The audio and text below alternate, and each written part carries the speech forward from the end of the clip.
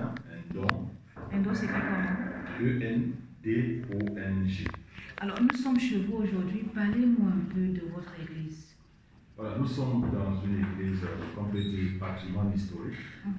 Parce que, tel que vous voyez, l'année qui est affichée à la façade de l'église, 1906, ça signifie qu'elle existe bien avant. Donc, pas les pères missionnaires, tout premier, ils ont commencé par bâtir cette église.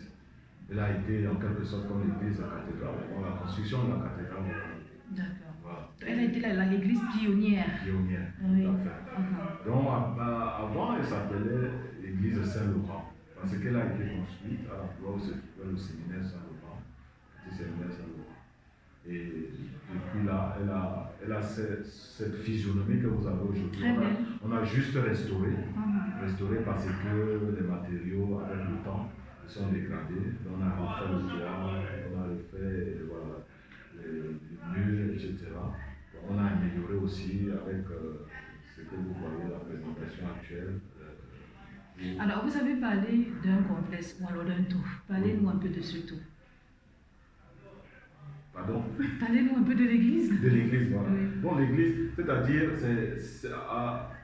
tel que l'église a été d'abord construite, elle a, historiquement, on peut dire qu'elle était d'abord l'église qui était destinée aux expatriés. D'accord.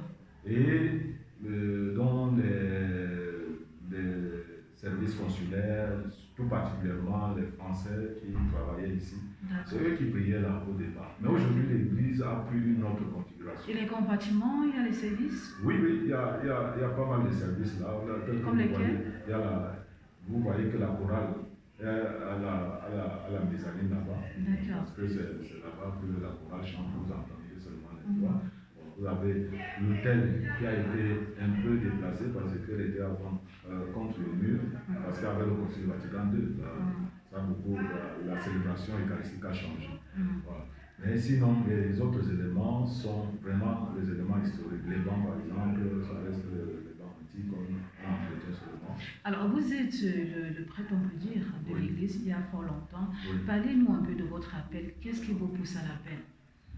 Je peux dire qu'au départ, je n'étais pas disposé pour le sacerdoce. Je commence ma formation après le cycle secondaire. Au départ, j'ai fait une formation comptable. Je peux vous poser une petite question. Oui. Pourquoi vous avez d'abord fait la formation comptable avant de virer à côté? Parce que j'avais toutes les ambitions, toutes humaines.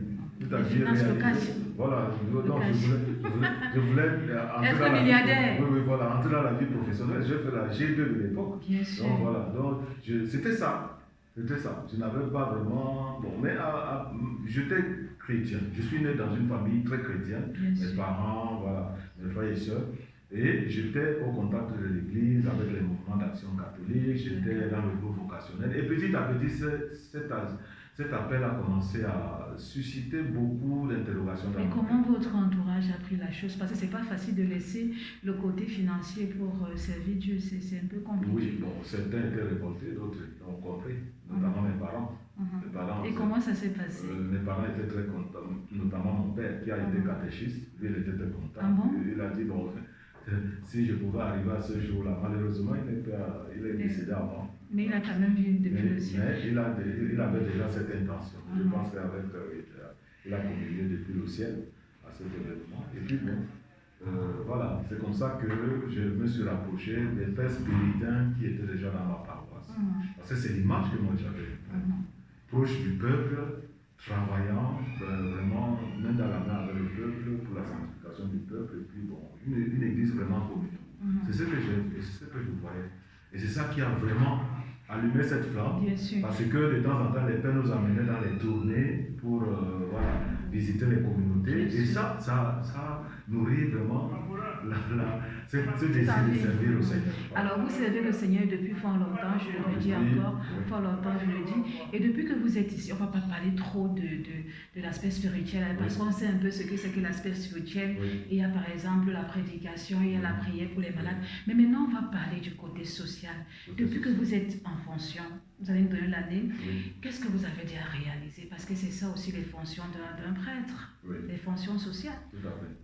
Ben voilà, sur cette dimension-là, je peux dire que pour nous, nous sommes les pères spirituels, nous sommes envoyés là où les contextes pauvres, là où l'Église trouve difficilement les ouvriers apostoliques, même si nous sommes au cœur de la vie, il ne faut pas vraiment douter qu'il y a des pauvres aussi. Bien sûr.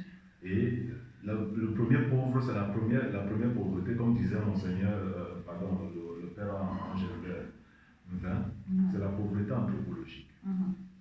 Pauvreté humaine, voilà. Il y a des personnes qui souffrent ici de l'isolement, de l'exclusion, de déception, des crimes parfois qui se font dans nos familles. Et c'est pour ça que nous cultivons plus la proximité avec les personnes. L'écoute, je peux dire que je passe de longues heures à écouter les personnes. Donc, quand j'ai dit mon homélie comme ça, je sais de quoi je parle. Bien sûr. Voilà. Donc, et cette écoute permet justement de guérir certaines personnes de ce qu'ils rencontrent. La personne intérieure. Voilà. Et de leur apporter le soutien. Il y a aussi des services caritatifs. Par exemple, à Noël, nous organisons un paquet de Noël pour permettre à ceux qui n'ont pas assez de moyens de pouvoir aussi fêter dignement. Pendant le carême, nous organisons aussi la participation avec les fidèles. Et nous sommes proches des familles. Nous connaissons la plupart de nos familles, les personnes qui prient avec nous. Alors, nous n'avons pas assez de temps parce que votre cahier de charge est très chargé. Alors, on va en prier avec la grâce. Oui. C'est quoi la grâce d'abord? Parce que tout le monde dit j'ai la grâce, j'ai la grâce. La grâce, pour dire simple, c'est un don surnaturel qui vient de Dieu. Qu'un homme ne peut pas se donner lui-même. C'est Dieu qui donne la grâce. Et comment Dieu donne la grâce justement? Dieu donne la grâce parce que justement, il a créé l'homme un coopérateur à son œuvre. Donc, nous ne sommes pas créés comme des êtres solitaires. Nous avons deux dimensions relationnelles. La dimension verticale, la relation avec Dieu, la dimension horizontale, la relation avec les autres créatures. Voilà. Et si nous sommes créés comme tels, Dieu nous a créés avec les dispositions de nous mettre en relation avec lui. Donc tout homme vraiment qui rentre fort à son intérieur constate d'abord ses limites. Nous sommes des êtres finis. Bien sûr.